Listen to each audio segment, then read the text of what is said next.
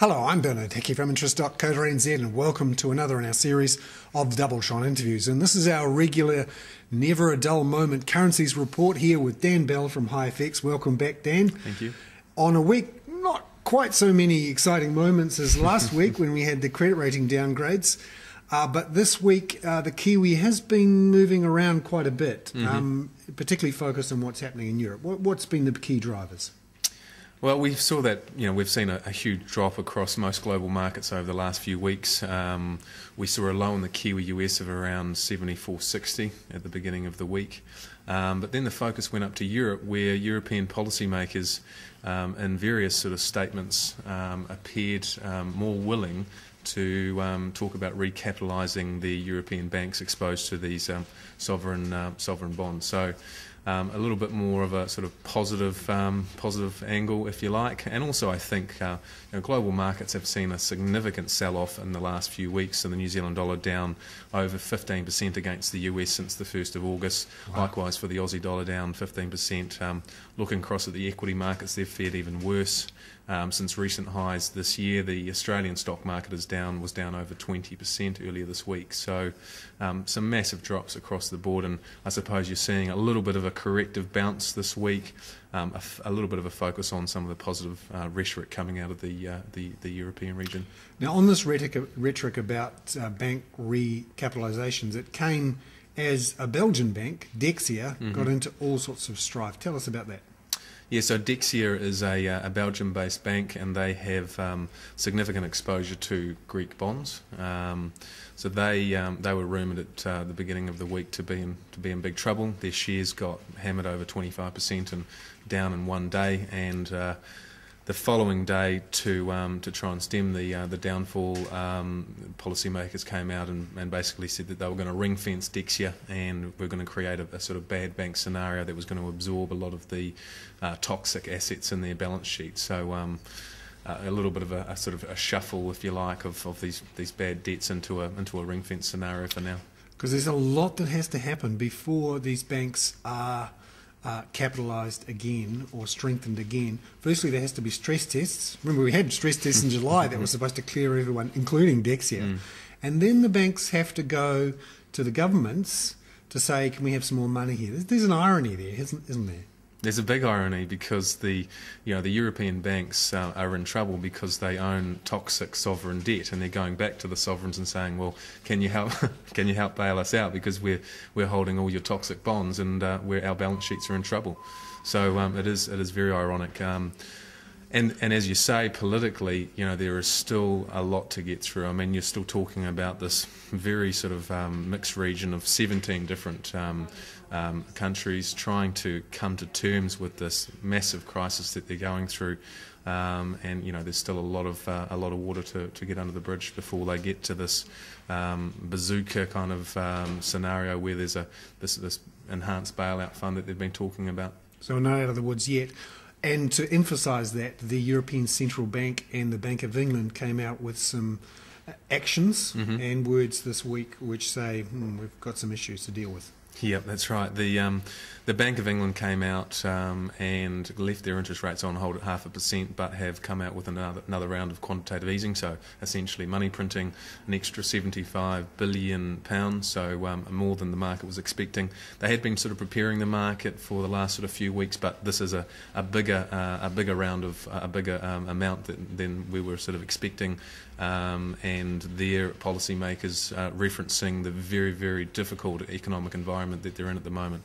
At the same time, they've also got inflation running well above their target, so it continues to be a pretty difficult time for the UK economy. There seems to be a theme here where governments are essentially suppressing interest rates, letting inflation run above interest rates to try and dig themselves out of debt. And quite something really for a central bank to be printing money at a time when inflation is running at 4%.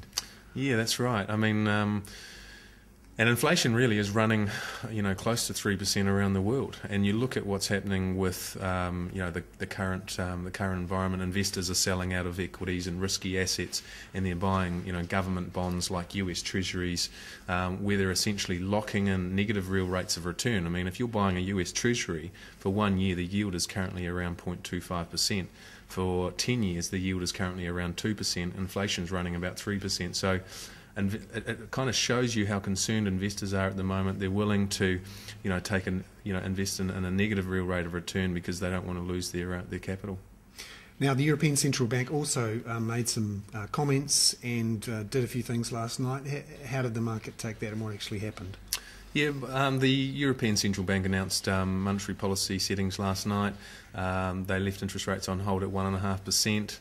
But they've announced also another round of bond purchases, announced 40 billion euros in bond purchases, which will extend out for the next 12 months. And so again, another way of trying to cover, some of the banks that are, not getting the funding from the market, so they're stepping in to provide this additional stimulus. Unlimited cash supplies for these banks for 1 year terms, which is quite friendly.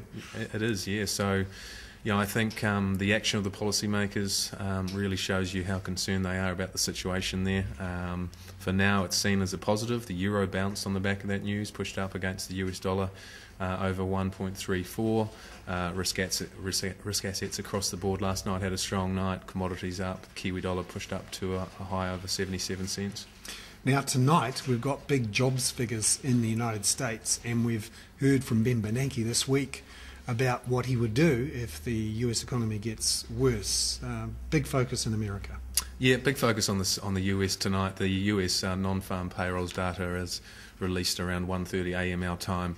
Unemployment's expected to stay steady at 9.1%, and the market's forecast is for 60,000 new jobs, or 55 to 60,000 new jobs to be added for the previous month.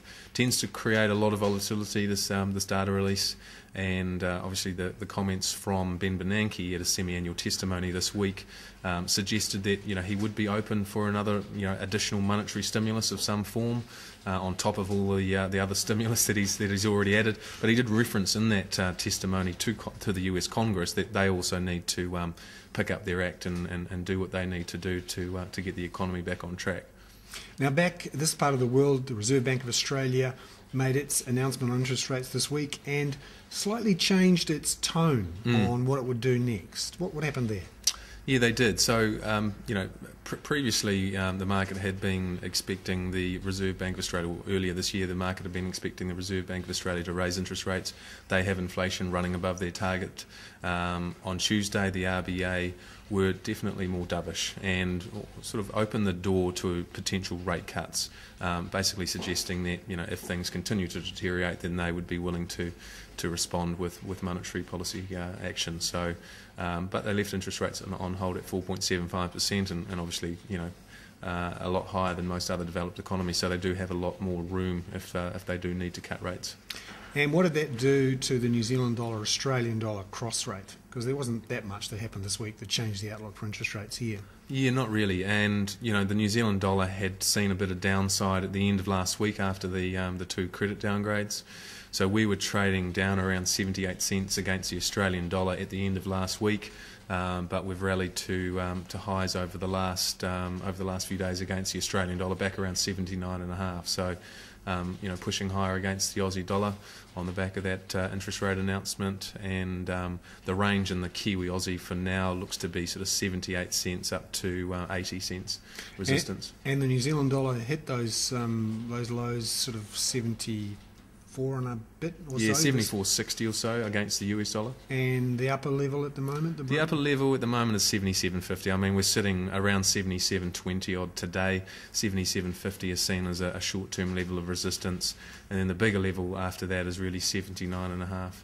How did the New Zealand dollar react to the announcements in Europe from the ECB and the Bank of England on money printing and easier conditions? You'd think that would make the New Zealand dollar rise versus those currencies. Yes, well, it did. Against the pound, we spiked up to a high of around 0.5044 against the British pound, and we'd been trading as low as 48.50 was the low in the Kiwi pound last week.